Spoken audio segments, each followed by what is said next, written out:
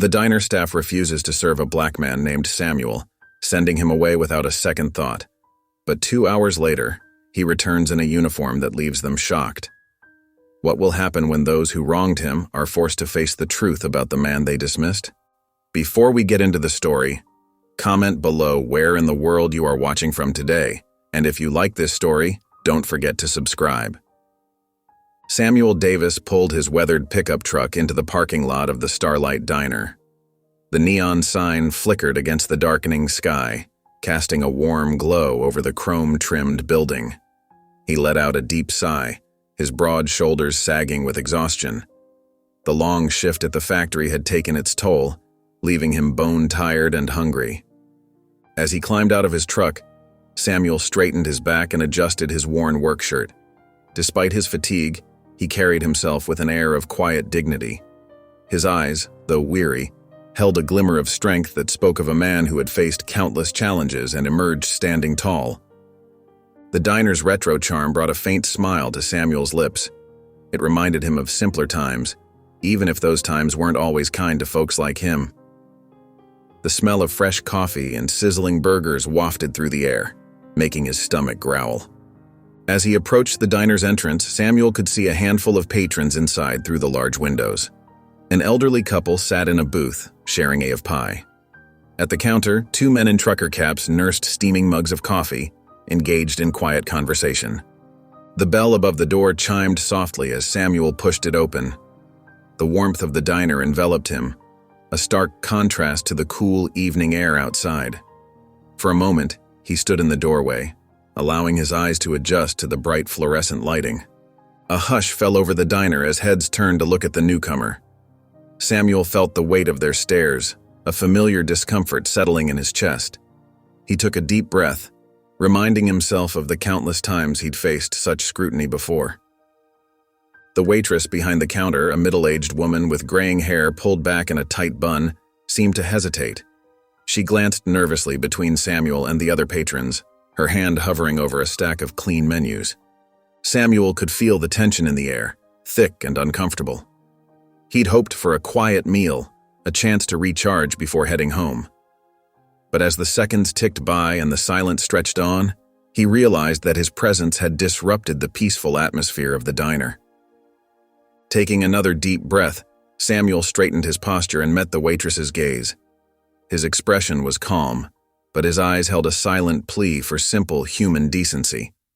He'd faced far worse than this in his life, both on the battlefield and in everyday encounters, yet each time it stung just as sharply. As the moments passed, Samuel found himself at a crossroads. Should he stay and assert his right to be there, or should he leave to avoid potential conflict? The weight of his decision hung heavy in the air, mirroring the larger struggles he faced in a world that often judged him based on the color of his skin, rather than the content of his character. Samuel stepped further into the diner, his eyes sweeping across the bustling interior. The chatter of patrons and clinking of cutlery filled the air, but as he moved deeper into the room, a subtle shift occurred. Conversations hushed and heads turned in his direction. Undeterred, Samuel approached the counter where Edna, the waitress, stood wiping down the surface with a rag. He offered her a polite smile, his voice warm and steady as he spoke. "Good evening, ma'am. Is there a table available?" Edna's hand stilled, the rag clutched tightly in her grip. She barely glanced up at Samuel, her lips pressed into a thin line. The silence stretched between them, uncomfortable and heavy. Samuel cleared his throat softly, maintaining his composure. "Excuse me, miss? I was wondering if I could get a table." Finally, Edna looked up, her eyes cold and distant. She made no effort to hide her disdain as she gave Samuel a once-over. Her body language spoke volumes, shoulders stiff, jaw clenched, and a deliberate step back from the counter. "We're full," Edna said curtly, her voice laced with poorly concealed hostility.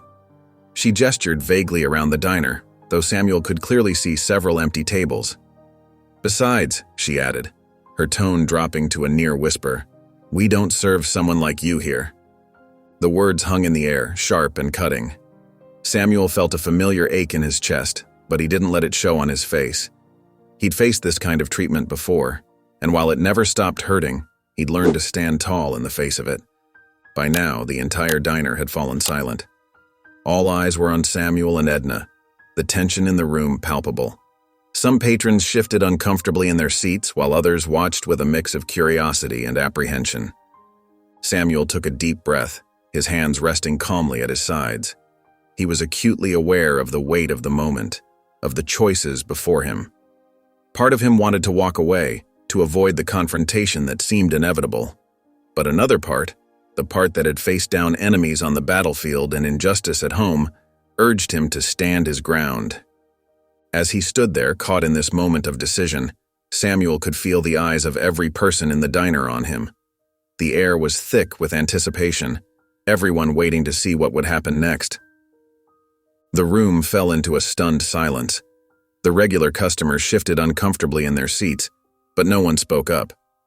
Samuel felt the sting of rejection deep in his chest, but he remained calm, refusing to lose his composure in front of the hostile crowd. Samuel's eyes widened slightly, shocked by Edna's blatant discrimination. He took a deep breath, steadying himself before speaking again. His voice was low and measured, tinged with a hint of sadness, but still dignified. "Ma'am, I understand you might have some reservations, but I assure you, I'm just here for a meal. Nothing more, nothing less. I'd appreciate the same service you'd give to anyone else who walks through that door." Edna's face contorted into a sneer, her eyes narrowing as she looked at Samuel. She leaned forward, her voice dripping with cruelty as she spoke loud enough for everyone to hear. "Are you deaf? I said we don't serve your kind here. Now leave before I have to call someone to make you leave." The public humiliation was almost unbearable. Samuel felt a lump form in his throat, his heart heavy with the weight of years of similar experiences. He looked around the diner, hoping to find a friendly face or someone willing to stand up for him, but all he saw were downcast eyes and uncomfortable expressions. Realizing that he wouldn't be served, Samuel straightened his back and lifted his chin. He gathered what remained of his pride, determined not to let them see how deeply their actions had wounded him. "I see," he said quietly, his voice steady despite the turmoil inside. "Thank you for your time." With those words, Samuel turned and walked towards the exit. The diner remained eerily quiet, the only sound the soft tapping of his shoes on the linoleum floor. As he reached for the door handle, he paused for a moment, his hand trembling slightly. He looked back over his shoulder, taking in the scene one last time. The shame was palpable, hanging heavy in the air. Some of the customers couldn't meet his gaze, their discomfort evident in their fidgeting hands and averted eyes. Samuel pushed open the door, the little bell above it tinkling softly. As he stepped out into the cool night air, he left behind a diner full of people grappling with the weight of their silence and inaction. As Samuel walked to his car, the weight of the diner's rejection hung heavy on his shoulders. The cool night air did little to soothe the ache in his heart. He paused for a moment, his hand on the car door handle, and glanced back at the diner's large window. That's when he noticed her, an elderly woman named Mabel, sitting alone at a booth near the window. Her wrinkled face was etched with sympathy and regret as she looked at Samuel. Their eyes met for a brief moment, and Samuel saw the conflict in her gaze. Mabel's hands trembled slightly as she gripped her coffee cup. She wanted to stand up, to say something, to challenge the injustice she had just witnessed. But fear kept her rooted to her seat. The weight of years of social norms and expectations pressed down on her, making it impossible for her to move. Samuel recognized the look in her eyes. He had seen it many times before, the silent apology of those who knew better but were too afraid to speak up. He gave her a small, sad smile, acknowledging her unspoken words. As he climbed into his car, Samuel felt the crushing weight of not just Edna's cruel words, but of the entire community's silence. Each person in that diner who had looked away, who had pretended not to see, was complicit in the injustice he had faced. The engine rumbled to life, and Samuel took one last look at the diner. Through the window, he could still see Mabel, her eyes now downcast, shame evident in the slump of her shoulders. The sight made his heart ache even more. As he pulled away from the curb, Samuel felt a mix of emotions swirling inside him. The hurt was still there, raw and throbbing. But beneath it, A familiar determination began to take root. He had faced discrimination before, and each time it had only strengthened his resolve. This injustice, like the others before it, would not go unanswered. Samuel knew he couldn't change the entire town overnight, but he also knew he couldn't stay silent. As he drove down the quiet street, leaving the diner behind, he began to think about what he could do to address this situation. 2 hours later, Samuel's car pulled up to the diner once again. This time, he wasn't dressed in his casual clothes. Instead, he wore his full military uniform, pressed and polished to perfection. The medals on his chest gleamed in the soft glow of the streetlights. Samuel took a deep breath, steadying himself for what was to come. He wasn't here for revenge or to cause a scene. He was here to stand tall, to show his true self, and to challenge the assumptions that had led to his earlier mistreatment. As he pushed open the diner door, the little bell above it chimed softly. The sound seemed to echo in the sudden silence that fell over the room. Every head turned to look at the newcomer, and jaws dropped in astonishment. Samuel stood there, his posture straight and proud, his eyes scanning the room calmly. The transformation was striking. Gone was the tired traveler from earlier. In his place stood a decorated war hero, his presence commanding respect and attention. Edna, who had been loudly recounting her version of the earlier incident to a group of regulars, suddenly went quiet. Her face, which had been flushed with self-righteousness, now drained of color. She stared at Samuel, her eyes wide with shock and growing realization. The other patrons in the diner seemed frozen in place. Forks hovered midway to mouths. Conversations died mid-sentence. They all recognized Samuel now, not as a random black man to be dismissed, but as someone who had served their country with honor. Samuel's medals caught the light as he moved, drawing everyone's eyes. There was the Purple Heart, speaking of his sacrifice. The Bronze Star, a testament to his bravery. Each shining piece of metal told a story of service, of courage under fire, of a man who had risked everything for his country. The silence in the diner was deafening. Samuel could hear the tick of the clock on the wall, the soft hum of the refrigerator behind the counter. He took a few steps forward, his shoes clicking on the linoleum floor. Edna stood behind the counter, her hands gripping the edge so tightly her knuckles had turned white. The smug smile she had worn earlier was long gone, replaced by a look of dawning horror. She opened her mouth as if to speak, but no words came out. Samuel stood tall, his presence filling the diner with an undeniable aura of dignity.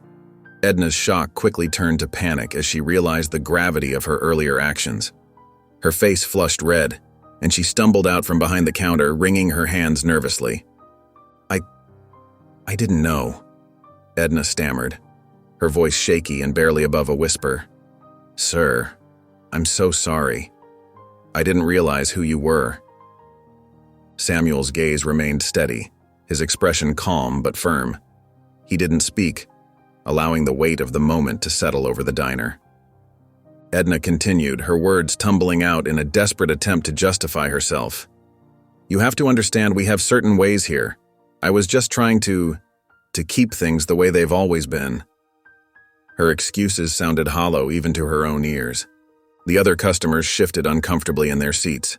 Some lowered their eyes, unable to meet Samuel's gaze, while others stared in awe at the medals adorning his uniform. Edna, still flustered, tried again. "Please, sir, let me make it up to you. Anything you want on the house. It's the least I can do." Samuel finally spoke, his voice calm and measured. "Ma'am, I didn't come back for a free meal or for apologies. I came back to show you that the color of a person's skin doesn't define their character or their worth." His words hung in the air, powerful in their simplicity. The diner patrons looked at each other, then back at Samuel, many nodding slowly as the truth of his statement sank in. And Charlie, the diner owner, burst through the kitchen doors, his face flushed and his eyes wide with panic. He'd heard the commotion from the back and realized the gravity of the situation. Forcing a wide smile that didn't quite reach his eyes, he hurried over to Samuel. "Sir, I am so sorry for this misunderstanding," Charlie said, his voice overly cheerful and strained. "Please, let me make it right. We have a lovely booth by the window, the best seat in the house. It's all yours and your meal is on us today." Samuel stood still, his calm demeanor a stark contrast to Charlie's nervous energy. He looked at the owner with steady eyes, unmoved by the sudden change in attitude. "Thank you for the offer, sir," Samuel replied evenly, "but I'm not here for special treatment." Charlie's smile faltered for a moment before he plastered it back on. Of course. We just want to make sure you're comfortable. Right, folks?" He looked around at the other patrons, seeking support. The diner customers shifted uncomfortably in their seats. Some nodded half-heartedly, while others couldn't meet Charlie's gaze. The air was thick with a mix of shock and shame. They all knew what had happened earlier, and Charlie's transparent attempt to save face only made the situation more awkward. Mabel, the elderly woman who had watched Samuel leave earlier, spoke up softly from her seat by the window. "Charlie, I think we all know this isn't about a free meal or a nice table." Charlie's fake smile dropped completely as he turned to face Mabel. He knew she was right, but he didn't know how to fix this mess. He looked back at Samuel, his earlier bravado replaced by genuine remorse. "You're right," Charlie admitted, his voice barely above a whisper. "I'm truly sorry, sir. Not just for today, but for every time we've turned someone away because of the color of their skin. I don't know how to make this right." Samuel nodded slowly, acknowledging Charlie's words. "Recognition is the first step," he said, "but it can't stop there. Real change takes more than words. It takes action." The diner fell silent as Samuel's words sank in. The patrons looked at each other, then back at Samuel and Charlie, the weight of the moment settling over them all. Samuel took a deep breath, his eyes meeting Charlie's with a calm intensity. The diner remained silent, every ear tuned to the conversation unfolding before them. "Mr. Charlie," Samuel began, his voice steady and clear, "I appreciate your apology, but I need you to understand something important." Charlie nodded, his earlier nervousness replaced by a solemn attentiveness. Samuel continued, "This uniform shouldn't have been necessary for me to earn respect or a seat at your counter. It's not the clothes that matter." A collective intake of breath rippled through the diner. Samuel's words, spoken without anger but with quiet dignity, seemed to hang in the air. "The medals on my chest don't make me more worthy of kindness or basic decency than any other person who walks through that door," Samuel said, gesturing towards the entrance. "The color of my skin doesn't change who I am inside." Mabel, still seated by the window, nodded slowly, tears welling up in her eyes. Other patrons lowered their heads, shame evident on their faces. Samuel looked around the diner, making eye contact with as many people as he could. "We all bleed the same color. We all feel pain, joy, and love. The uniform I wear represents service to all Americans, not just some." Charlie swallowed hard, his earlier bravado completely gone. "You're right, sir. We've been wrong for so long, and I'm truly sorry." Samuel's words and demeanor sent ripples through the crowd. People began to stir, whispering among themselves. The atmosphere in the diner had shifted from tense to reflective. Edna, who had been standing frozen behind the counter, stepped forward. Her hands were shaking, and her voice trembled as she spoke. I'm sorry too. I've been so wrong." Samuel turned to her, his expression softening slightly. "Thank you, ma'am. Recognizing our mistakes is the first step towards making things right." The quiet dignity in Samuel's stance and words seemed to touch everyone in the diner. It was clear that his message was sinking in, challenging long-held beliefs and attitudes. Word of Samuel's encounter at the diner spread through the small town like wildfire. By nightfall, it seemed everyone had heard about the decorated war hero who had been turned away, only to return in full uniform. The incident stirred up intense debate among the townsfolk, with many expressing shame over how Samuel was treated. At the local barber shop, men gathered to discuss the events. "I can't believe we let that happen in our town," said Bill, a middle-aged mechanic, shaking his head. "That man fought for our country, and we treated him like dirt." Others nodded in agreement, but some remained silent, uncomfortable with the topic. The tension in the air was palpable. Meanwhile, at the town's weekly bridge club meeting, the ladies couldn't stop talking about it. "I heard he was so polite even after they were so mean to him," whispered Martha, her eyes wide. It just breaks my heart. But not everyone was on board with the idea of change. Edna, who had become the center of attention, staunchly defended her actions. At the diner the next day, she stood behind the counter, her face set in a hard line. "I don't care what anyone says," she declared loudly to a group of regulars. "I was just doing what we've always done. Why should we change now?" A few of her usual supporters nodded along, but others looked away, clearly uncomfortable with her words. As the days passed, the town seemed divided. Some, inspired by Samuel's dignity, began to question their long-held beliefs. They talked about making changes, about treating everyone equally. But others, like Edna, dug in their heels. They clung to their prejudices, afraid of what change might bring. Many stayed quiet, unwilling to publicly acknowledge the tension in the town. They went about their daily lives pretending nothing had happened, even as the atmosphere around them crackled with unspoken words and conflicting emotions. The incident at the diner had opened a wound in the community, exposing the deep-seated prejudices that had long been ignored. As the town grappled with these issues, Samuel's quiet dignity and powerful words continued to echo in the minds of many, challenging them to confront their own beliefs and attitudes. Marie Thompson sat at her desk in the small office of the local newspaper, her fingers hovering over her keyboard. She had heard whispers about the incident at the diner, and her journalistic instincts were on high alert. This was a story that needed to be told. With determination in her eyes, Marie grabbed her notepad and headed out to find Samuel Davis. It took some asking around, but she finally located him at the town's community center, where he volunteered teaching chess to kids. As Samuel wrapped up his lesson, Marie approached him. "Mr. Davis," she called out softly. "I'm Marie Thompson from the Oakville Gazette. I was hoping I could talk to you about what happened at Charlie's diner." Samuel's face tightened and he shook his head. "I appreciate your interest, miss, but I don't want to cause any more trouble." Marie's heart sank, but she wasn't ready to give up. "Please, Mr. Davis, your story is important. It could help our town face some hard truths." Samuel looked at her, his eyes filled with a mix of pain and weariness. "Young lady, I've seen what stirring up trouble can do. It's not always pretty." But Marie wasn't backing down. Her voice filled with passion as she said, "Sometimes we need to stir things up to make them better. Your dignity in the face of injustice. It's inspiring. People need to hear about it." Samuel stood quietly for a moment, considering her words. He could see the fire in Marie's eyes, the genuine desire to make a difference. It reminded him of his younger self. Finally, he nodded slowly. "All right, Miss Thompson. I'll talk to you. But not here. Let's go somewhere quiet." They found a small park nearby and sat on a bench under an old oak tree. Samuel took a deep breath and began to share his story. He talked about growing up in the South, facing racism at every turn.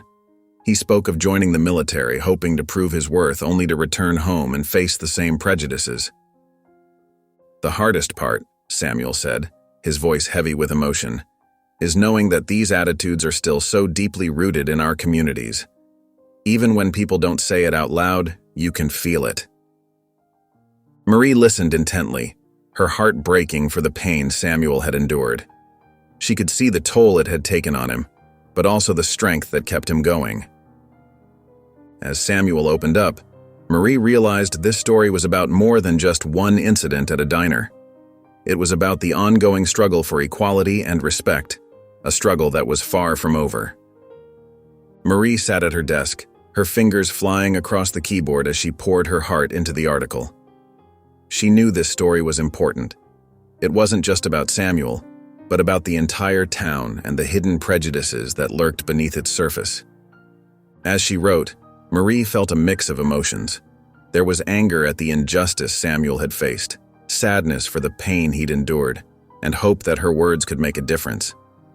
She carefully crafted each sentence, making sure to capture Samuel's dignity and strength in the face of discrimination. When she finally finished, Marie read through the article one last time.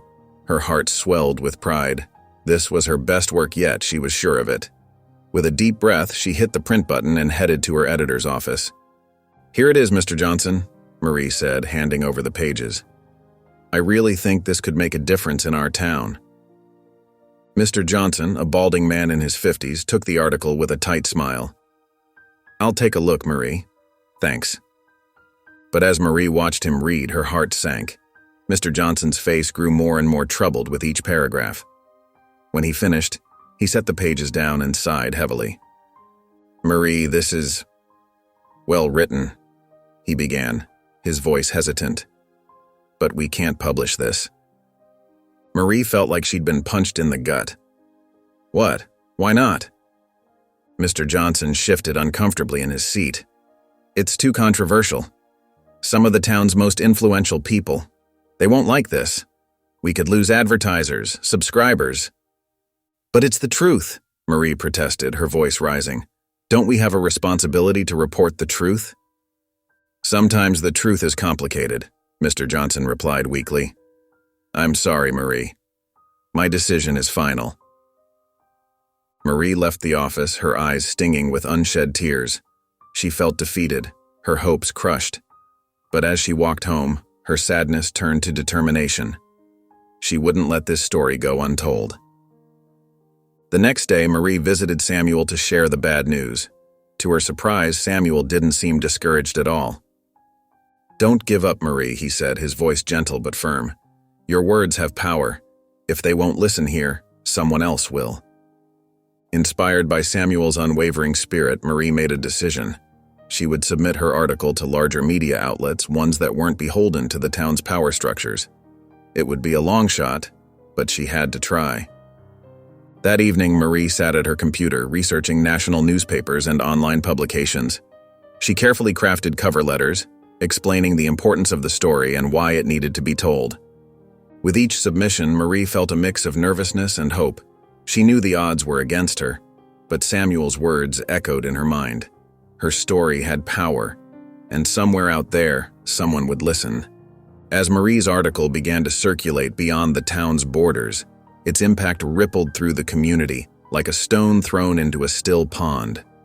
The story of Samuel's experience at the diner and the larger issues it represented sparked intense discussions on street corners, in living rooms, and at local businesses. Many townspeople, moved by Samuel's dignity in the face of discrimination, rallied to support him. They organized meetings to discuss ways to make their community more inclusive and welcoming to all.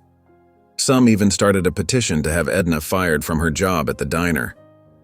"It's about time we face this," said Tom, the local hardware store owner, during one such meeting. "We can't keep pretending everything's fine when folks are being treated this way." But not everyone shared Tom's perspective. A small but vocal group, led by Edna and some of her regular customers from the diner, pushed back against what they saw as unwelcome change. "This is our town," Edna declared loudly at a town hall meeting. "We don't need outsiders coming in and telling us how to live. If they don't like it here, they can leave." Her words were met with a mix of cheers and boos, highlighting the growing divide in the community. The tension was palpable, with neighbors who had once been friendly now eyeing each other with suspicion. Samuel, for his part, tried to stay above the fray. He continued to go about his daily life with the same quiet dignity he had always shown, but he couldn't help feeling the weight of the town's scrutiny every time he stepped out his front door. One afternoon, as Samuel was leaving the grocery store, he encountered Edna in the parking lot. She glared at him, her face twisted with anger. "You happy now?" she spat. "You've gone and turned the whole town upside down." Samuel took a deep breath, fighting to maintain his composure. "Ma'am," he said calmly, "I didn't do anything except ask to be treated with respect. That's all any of us want." Edna scoffed and stormed off, leaving Samuel standing there, his grocery bags heavy in his hands and his heart even heavier in his chest. As the days passed, the town seemed to teeter on a knife's edge. Would they come together and confront the uncomfortable truths Marie's article had brought to light? Or would they allow fear and prejudice to drive them further apart? Samuel sat at his kitchen table, staring at the invitation in his hands.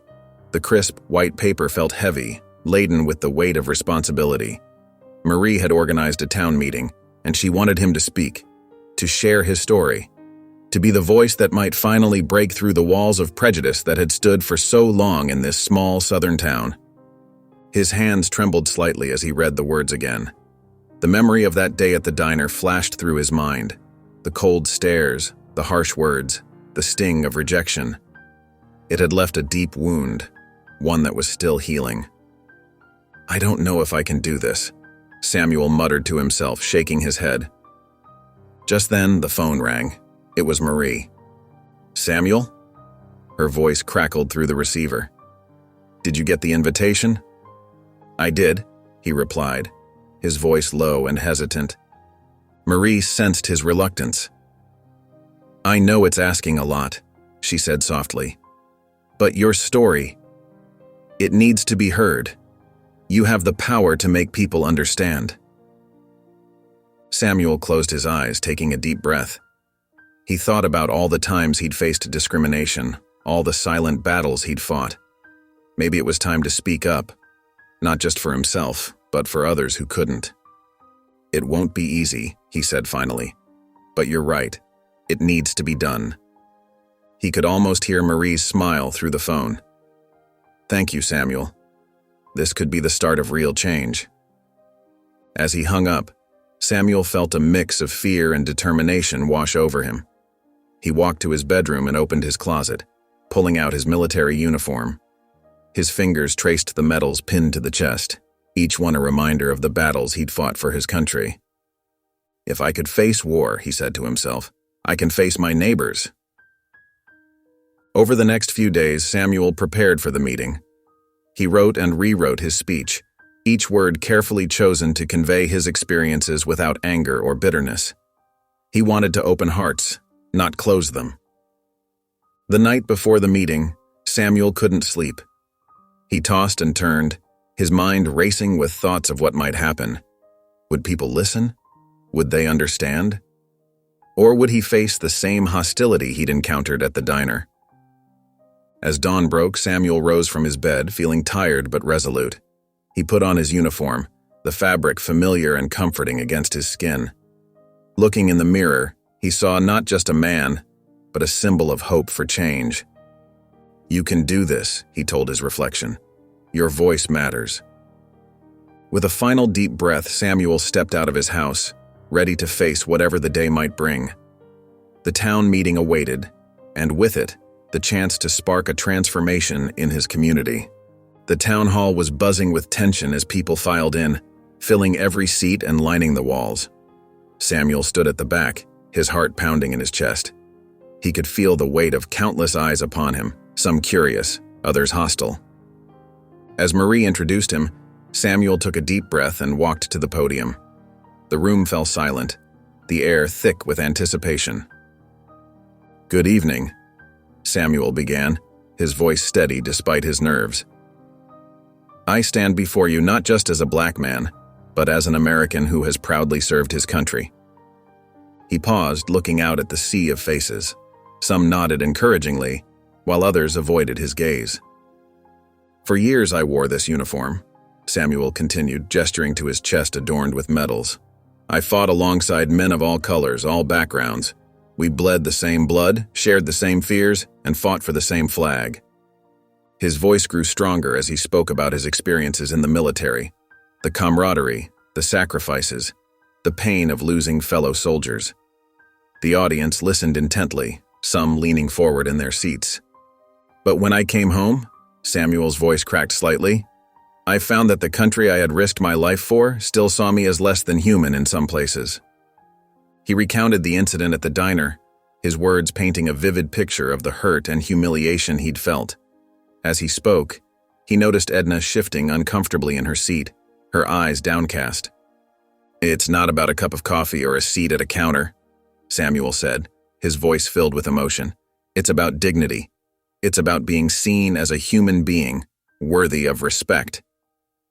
Tears began to flow freely among some in the audience. An elderly veteran in the front row wiped his eyes with a trembling hand. Even some who had entered the hall with skepticism on their faces now looked troubled, as if seeing the world through new eyes for the first time.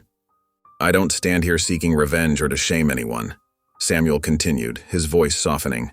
"I stand here asking for understanding, for empathy, for change." As Samuel's words echoed through the hall, a mix of emotions swept through the crowd. Some people nodded vigorously, while others sat stone-faced, their prejudices too deeply rooted to be swayed by a single speech. As the town hall meeting came to a close, a buzz of conversation filled the air. People stood in small groups, their faces animated as they discussed Samuel's powerful speech. The atmosphere was electric, with a newfound sense of possibility. Marie watched from the side of the room, her heart swelling with hope. She saw neighbors who had never spoken before now engaged in deep conversation. Even some of the town's most conservative residents seemed to be reconsidering their views. Samuel stepped down from the podium, his legs a bit shaky from the emotional toll of sharing his story. As he made his way through the crowd, people reached out to shake his hand or pat him on the back. Their eyes were filled with a mix of admiration and remorse.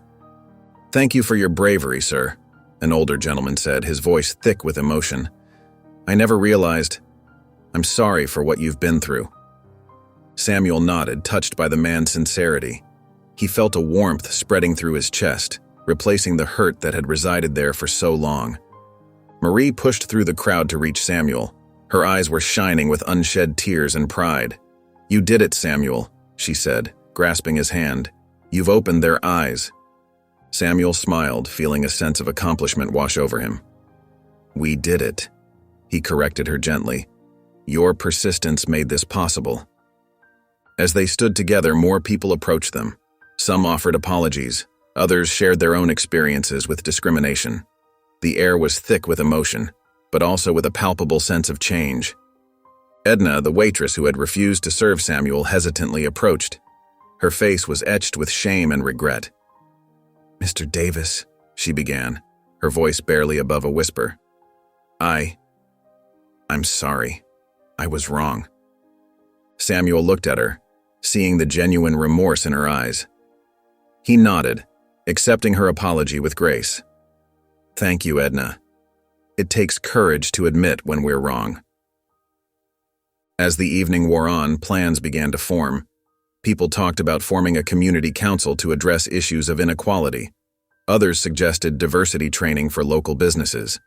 The energy in the room was infectious, filled with a collective determination to do better. Samuel and Marie exchanged a look of cautious optimism. They knew that change wouldn't happen overnight, but this felt like a significant first step. The town that had once turned Samuel away was now embracing him and the change he represented. As the crowd began to thin, Samuel felt a deep sense of peace settle over him. He had spoken his truth, and people had listened. It wasn't just about him anymore. It was about paving the way for a better future for everyone in the town. As the moon hung low in the night sky, casting long shadows across the quiet town, Samuel made his way to his car.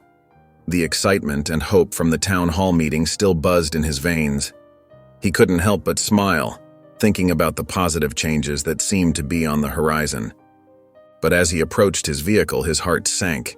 The smile vanished from his face, replaced by a look of shock and disbelief. There, sprawled across the side of his car in angry, jagged letters, were hateful racial slurs and threats. The red paint dripped down the once pristine surface, a stark reminder that not everyone in town was ready for change. Samuel's hands shook as he reached out to touch the cruel words. The paint was still wet, smearing under his fingertips. He felt as if all the air had been sucked out of his lungs. After everything he'd been through, after baring his soul to the town, this was how some people chose to respond. Word of the vandalism spread quickly through the small town. People gathered in small groups on their porches, whispering in hushed, horrified tones. The act of hate had shaken the community to its core, leaving many feeling ashamed and angry. Marie heard the news and rushed to find Samuel. When she saw him standing there, staring at his defaced car, her heart broke. She approached him slowly, her voice barely above a whisper. "Samuel, I'm so sorry. This is terrible." Samuel turned to face her, his eyes filled with a pain that made Marie's chest tighten. "I thought we were making progress," he said, his voice cracking. "I really thought things were going to change." Marie felt a wave of guilt wash over her. "This is my fault," she said, tears welling up in her eyes. "If I hadn't written that article, if I hadn't pushed you to speak out." Samuel shook his head, but the doubt was clear on his face. You were just trying to do the right thing, Marie. We both were. But now, I don't know. Is it even worth it? All this pain, all this struggle. For what? The weight of his words hung heavy in the air between them. Marie wanted to reassure him, to tell him that it was worth it, that change was coming. But as she looked at the hateful words scrawled across his car, she found herself at a loss. Samuel ran a hand over his face, suddenly looking older and more tired than Marie had ever seen him. Maybe it's better to just keep your head down, you know? Not make waves, at least then. He trailed off, unable to finish the thought. Marie reached out, placing a gentle hand on his arm. Samuel, But before she could continue, Samuel pulled away. I think I need to be alone right now, he said softly. I need to think. As Samuel walked away, his shoulders slumped in defeat. Marie felt her own resolve crumbling. She watched him go, wondering if their fight for change had been in vain, and if the cost of speaking out was simply too high. Samuel stood in his small apartment, his hands trembling as he folded a shirt and placed it in his suitcase. The weight of the past few days pressed down on him, making each movement feel like a struggle. He glanced around the room, his eyes landing on the framed medals from his military service hanging on the wall. They seemed to mock him now, reminders of a country he had fought for but still didn't fully accept him. The image of his vandalized car flashed in his mind, causing a sharp pain in his chest. Those hateful words, dripping with red paint, felt like they had been carved into his very soul. Samuel sank onto the edge of his bed, his head in his hands. What's the point? He whispered to the empty room. Why keep fighting when nothing ever changes? He thought about all the times he had faced discrimination, even in uniform. The diner incident wasn't the first, and now it seemed it wouldn't be the last. The town meeting had given him hope, but that hope had been cruelly shattered by a can of spray paint and a heart full of hate. Samuel stood up and walked to the window, looking out at the town he had thought might become his home. Now, it felt alien and hostile. Every shadow seemed to hide a potential threat, every passing car a possible attacker. The peace he had sought here now felt like a naive dream. He returned to his packing, methodically folding clothes and placing them in the suitcase. With each item, he felt a mix of relief and sadness. Relief at the thought of leaving this place behind, and sadness at the realization that he was, in a way, giving up. As he reached for his military dress uniform, still hanging pristinely in the closet, Samuel paused. He ran his fingers over the medals, remembering the pride he had felt wearing them into the diner. But now that memory was tainted by the knowledge that even those symbols of his service weren't enough to shield him from prejudice. Maybe it's better to just go, he murmured to himself. Find a place where I don't have to fight every day just to be treated like a human being.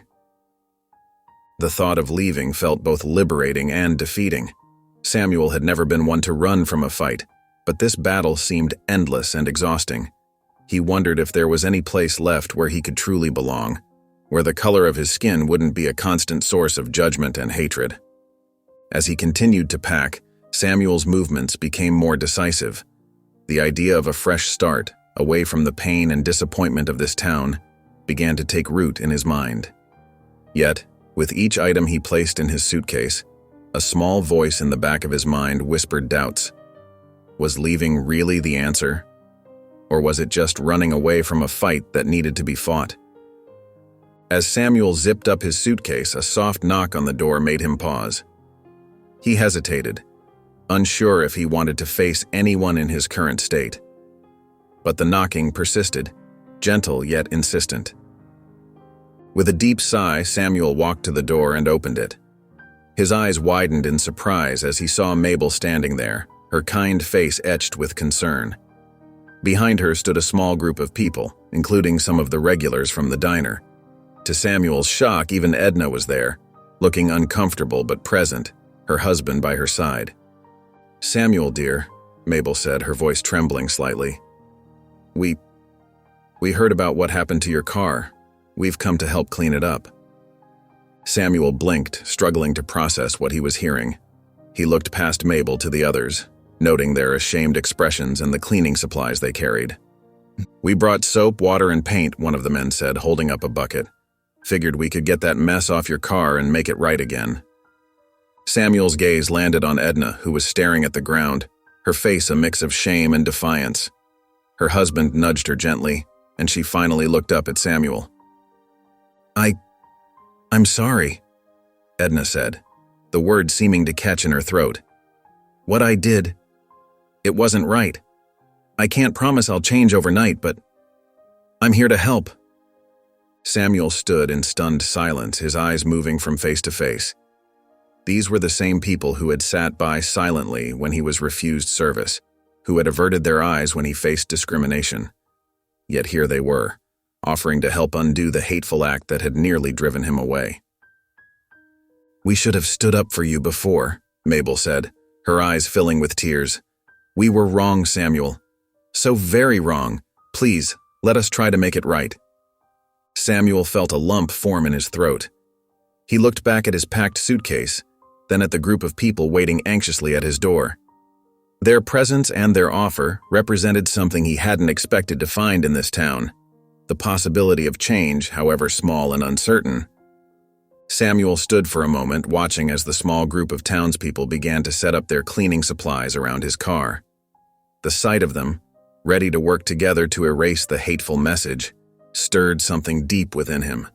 Mabel dipped a sponge into a bucket of soapy water and began to scrub at the ugly words. Her wrinkled hands moved with determination, her face set in concentration. Next to her, Edna's husband started working on another section, his strong arms making quick work of the task. Samuel felt a gentle touch on his arm. It was Edna, holding out a clean rag to him. "Here," she said softly, her eyes meeting his for the first time. "Will you join us?" For a moment, Samuel hesitated. The pain of the past few days still felt raw, but as he looked at the group working on his car, he saw more than just an act of cleaning. He saw a community trying to wash away its mistakes to start anew. With a nod, Samuel took the rag from Edna and walked to his car. He began to scrub, his movements slow and deliberate at first. As he worked, he felt the tension in his shoulders start to ease. The hateful words began to fade under his efforts, and with them, some of the hurt they had caused. The group worked in silence for a while, the only sounds the splashing of water and the scrubbing of rags against metal. But gradually, conversation began to flow. People started to share stories, to laugh together. Samuel found himself joining in, sharing anecdotes from his military days that had the others chuckling. As the last of the graffiti disappeared, Samuel stepped back to look at his car. Where once there had been ugly, hurtful words, now there was only clean, shining paint. The transformation was more than just physical. It felt symbolic of something greater. Samuel turned to the group, his eyes moist with emotion. "Thank you," he said, his voice thick. This means more than you know." Mabel reached out and squeezed his hand. "We're the ones who should be thanking you, Samuel, for not giving up on us, even when we gave you every reason to." As Samuel looked around at the faces of those who had come to help him, he realized something important. The act of cleaning his car together had done more than just remove hateful words. It had begun to wash away the barriers between them, creating a space for understanding and growth. In that moment, Samuel understood that change doesn't always come in grand gestures or sweeping reforms. Sometimes it starts with a bucket of soapy water, a willingness to admit mistakes, and the simple act of working together towards a common goal. Meanwhile, Charlie, the diner owner, sat alone in his office, his head in his hands. The weight of the recent events pressed heavily on his shoulders. He couldn't shake the image of Samuel's dignified face as he stood in the diner, resplendent in his military uniform. The shame of his own inaction gnawed at him. Charlie picked up a framed photo from his desk. It showed the diner on its opening day, decades ago. Back then, it had seemed like a dream come true. Now it felt tainted by the ugly incident with Samuel. "This isn't what I wanted," Charlie muttered to himself. He set the photo down and stood up, pacing the small office. The sound of voices from the diner filtered through, reminding him of the business he'd built. But at what cost? As he walked, an idea began to form in Charlie's mind. It started small, just a flicker, but grew stronger with each step. By the time he reached the door, determination had set in. He knew what he had to do. The next morning, Charlie called a staff meeting before the diner opened. The employees gathered, curious about the early summons. Charlie cleared his throat. "Folks, we've got some changes coming," he began. "First off, we're renaming the diner. From now on, it'll be known as Everyone's Place." A murmur ran through the group. "That's not all," Charlie continued. "We're also going to have mandatory diversity training for everyone, no exceptions." This time, there were a few groans. Charlie held up his hand. "I know it's a big change, but it's necessary. What happened to Samuel? It can't happen again. Not here. Not anywhere." As Charlie spoke, he felt a weight lifting from his shoulders. He knew there would be challenges ahead, but for the first time in days, he felt hopeful. The diner could be more than just a place to eat. It could be a symbol of change, of progress. "We've got a chance to make things right," Charlie said, his voice growing stronger. "To make this diner a place where everyone feels welcome and respected. Are you with me?" One by one, the staff members nodded. Even Edna gave a small nod. Charlie smiled, feeling a sense of purpose he hadn't felt in years. He knew renaming the diner and instituting training were just the first steps.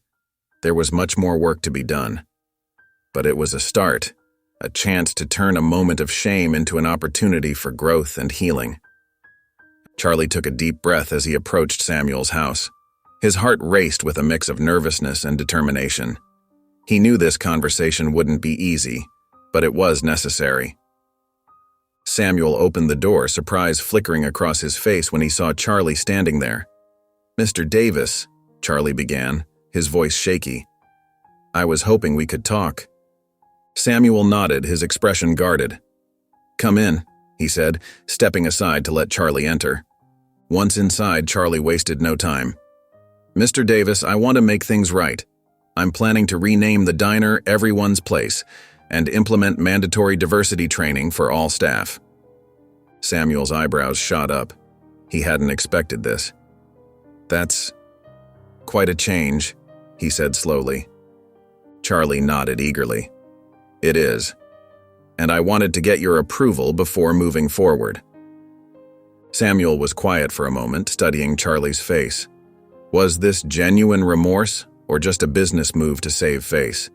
The cynical part of him wondered if Charlie was only doing this to avoid bad publicity. "I appreciate the gesture, Charlie," Samuel said carefully. "But I have to ask, is this sincere, or are you just trying to protect your business?" Charlie's face fell. "I understand why you'd think that," he said softly. "Truth is, it's both. I do want to protect my business, but more than that, I want to make things right." "What happened to you?" It opened my eyes. "I can't change the past, but I can try to make the future better." As Samuel considered Charlie's words, there was a knock at the door. It was Mabel, her kind eyes crinkling with a smile as she saw the two men together. "I hope I'm not interrupting," she said. "I just wanted to check on you, Samuel." Samuel welcomed her in, briefly explaining Charlie's proposal. Mabel's face lit up. "Oh, Samuel," she said, taking his hand. "I know it might not seem like much, but the town is changing. It's slow, but it's happening. These changes Charlie's proposing, they're important steps forward." Samuel looked from Mabel to Charlie, seeing the earnestness in both their faces. He felt a glimmer of hope, fragile but real. "You really think this could make a difference?" he asked Mabel. She nodded firmly. "It's symbolic, yes, but symbols matter. It shows that people are willing to acknowledge past wrongs and work towards something better." Samuel turned back to Charlie. "All right," he said. "I appreciate you asking for my approval. It means a lot. Let's give this a try." Samuel took a deep breath and nodded. "All right, Charlie. I'll support your changes. Let's see if we can make this town a little better for everyone." Charlie's face lit up with relief and gratitude. "Thank you, Mr. Davis. I promise I won't let you down." In the weeks that followed, the town buzzed with activity. The old diner sign came down and a new one went up. Everyone's Place. The fresh paint gleamed in the sunlight, a symbol of new beginnings. On the day of the grand reopening, Samuel stood nervously outside the diner. People from all over town were arriving, their faces a mix of curiosity and excitement. He spotted familiar faces, Marie, Mabel, even some of the regulars who had been silent during his initial mistreatment. Charlie approached Samuel, looking both nervous and proud. "Ready?" he asked. Samuel nodded, his heart pounding. Together, they cut the ribbon stretched across the diner's entrance. The crowd cheered, and people began to file in. Inside, the diner was transformed. The walls were adorned with photos showcasing the town's diverse history. The menu now featured dishes from various cultures, a small but meaningful change. As people found their seats, Samuel noticed something remarkable. The usual segregation that had existed in the town was dissolving. At one table, he saw Mabel chatting with a young black couple. At another, Edna's husband was sharing a laugh with Marie and her family. The smell of good food filled the air, and the sound of laughter and conversation created a warm atmosphere. Samuel felt a lump in his throat as he watched the scene unfold. It wasn't perfect, and he knew there was still a long way to go, but it was a start. Charlie stood up, tapping a glass to get everyone's attention. "I want to thank you all for coming today," he began, "and I especially want to thank Samuel Davis for giving us a chance to do better." All eyes turned to Samuel. He felt a moment of panic, but then saw the warmth in people's faces. Slowly, he stood up. "I'm grateful for this opportunity," Samuel said, his voice steady. "This diner used to represent division, but today, I see it becoming a place where we can all come together. It's not about erasing the past, but about learning from it and moving forward together." A round of applause filled the diner. As Samuel sat down, he felt a hand on his shoulder. It was Edna, her eyes filled with tears. "I'm sorry," she whispered. "I was wrong, and I want to do better." Samuel nodded, unable to speak past the emotion in his throat. He reached up and patted her hand, a simple gesture of forgiveness. As the evening went on, Samuel looked around the diner, now full of life and unity. The place that had once turned him away was now a beacon of hope for the entire community. It wasn't the end of their journey, but it was a promising new beginning. As the weeks passed, Samuel's presence in the town began to grow beyond the initial incident at the diner. People started to see him not just as a victim of racism, but as a leader in their community. His quiet dignity and unwavering perseverance had left a lasting impression on many. One sunny afternoon, as Samuel was tending to his small garden, he heard a timid knock at his front gate. He looked up to see a group of teenagers, their faces a mix of nervousness and determination. "Mr. Davis?" one of them called out. "We were wondering if we could talk to you for a bit." Samuel wiped his hands on his jeans and nodded, gesturing for them to come in. As they gathered around his porch, he noticed their eager expressions. "What can I do for you?" he asked gently. The tallest boy, Jake, spoke up. "We've been learning about civil rights in school and, well, we wanted to hear from someone who's lived it, someone who's still fighting for change." Samuel's eyebrows rose in surprise. He hadn't expected this, but he felt a warmth spreading in his chest. "I'd be happy to share what I know," he said, settling into his porch chair. For the next hour, Samuel talked with the teenagers. He shared stories from his time in the military, the discrimination he'd faced, and the recent events in town. The young people listened intently, asking thoughtful questions and sharing their own experiences. As the conversation wound down, a girl named Lily spoke up. "Mr. Davis, how do you stay so strong? I don't know if I could be as calm as you were in that diner." Samuel smiled softly. "It's not always easy," he admitted, "but I've learned that true strength often comes from staying calm in the face of injustice. It's about dignity, not anger." The teenagers nodded, taking in his words. As they left, Samuel felt a sense of hope he hadn't experienced in a long time. These young people were eager to learn, to understand, and to make a difference.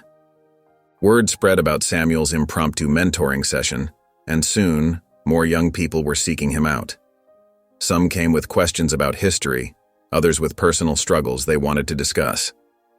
Samuel found himself becoming a trusted advisor in the community, particularly for the younger generation. One day, as Samuel was walking through the town square, he overheard a conversation between two elderly men. "You see that Davis fellow?" one said to the other. "Never thought I'd say it, but he's doing good things for our town. Kids respect him, you know?" The other man nodded. "Times are changing, and maybe that's not such a bad thing after all." Samuel kept walking, a small smile playing on his lips. He realized that his fight for equality had made a lasting impact, not just in changing minds, but in inspiring the next generation to continue the work of building a more just community. Samuel sat at the counter of the newly renamed Everyone's Place, his fingers wrapped around a steaming cup of coffee. The familiar aroma filled the air, but everything else felt different. Where once he had been met with cold stares and harsh words, now he was greeted with warm smiles and respectful nods. As he sipped his coffee, the bell above the door chimed. Samuel looked up to see Mabel entering, her kind eyes crinkling at the corners as she spotted him. She made her way over, settling onto the stool beside him. "Good morning, Samuel," Mabel said, her voice warm. "It's good to see you here." Samuel smiled back. "Good morning, Mabel. It's good to be here." They sat in comfortable silence for a moment, both reflecting on how much had changed. The diner that had once been a symbol of division was now a place where people from all walks of life came together. The door chimed again and Marie walked in, her notebook tucked under her arm. She beamed when she saw Samuel and Mabel, quickly joining them at the counter. "I hope I'm not interrupting," Marie said, her eyes bright with excitement. "I just couldn't wait to share the news. The school board approved our proposal for a diversity and inclusion program." Samuel's eyebrows rose in surprise. "That's wonderful news, Marie. Your hard work is really paying off." As they chatted, more familiar faces began to fill the diner. Charlie, the owner, bustled about, greeting everyone with a smile. Even Edna, who had once refused Samuel's service, now worked alongside her diverse co-workers with a newfound respect. Samuel looked around, taking in the scene. The diner buzzed with conversation and laughter, people of all ages and backgrounds sharing meals and stories. It wasn't perfect. There were still challenges to overcome, but the progress was undeniable. "You know," Samuel said softly, turning back to Marie and Mabel, "I never thought I'd see the day when this town could come together like this. We've still got a long way to go, but—" Marie nodded, understanding in her eyes. "But we're moving in the right direction, one step at a time." Mabel reached out, patting Samuel's hand. "And it's thanks to people like you, Samuel. Your courage and dignity showed us all a better way." Samuel felt a warmth spread through his chest. He looked at Marie, seeing the determination in her eyes, and at Mabel, whose quiet support had meant so much. In that moment, surrounded by the community he had helped foster, Samuel felt a deep sense of hope. If you enjoyed the story of Samuel, Marie, and Edna, I handpicked this next story that will touch your heart. Please don't miss this one. Click here to watch it.